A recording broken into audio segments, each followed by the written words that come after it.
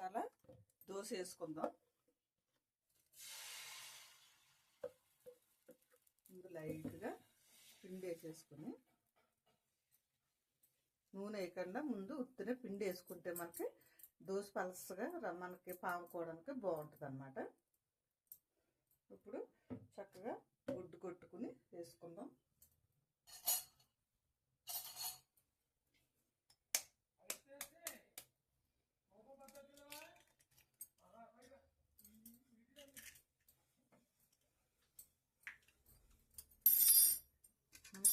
దీనిపైన కొద్దిగా క్యారెట్, కొద్దిగా ఉల్లిపాయ, కొన్ని పచ్చిమిరపకాయలు, కొద్దిగా కొత్తిమీర కూడా వేసేసుకుంటే చక్కగా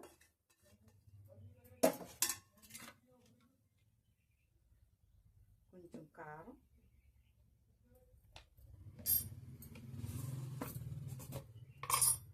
కొద్దిగా పసుపు,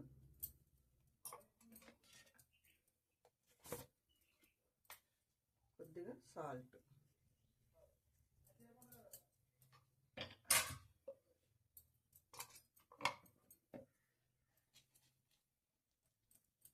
ఇక్కడ దీనిపైనే మొత్తం మనం ఇలాగ వేసుకుంటే ఉల్లిపాయలు ఇవన్నీ చక్కగా రెండు కలిపి మిక్సింగ్ అవుతాయి అన్నమాట.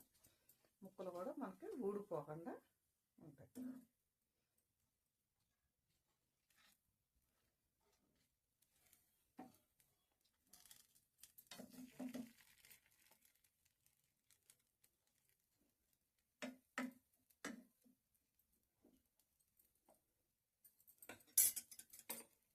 కొద్దిగా మసాలా వేసేసుకుని కొద్దిగా మనం నూనె కూడా వేసుకుంటే చుట్టూరు చక్కగా ఉడికిద్ది అన్నమాట.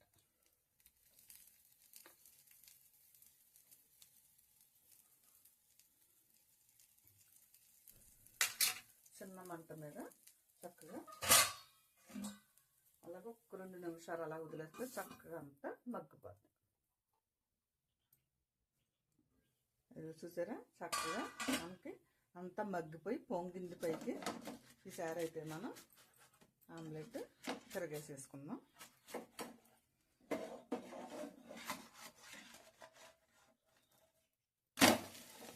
చక్కగా ఎర్రగా కాలింది లోపల కూడా కింద కూడా. ఒక్క నిమిషం మళ్ళీ కొద్దిగా కాలనిద్దాం.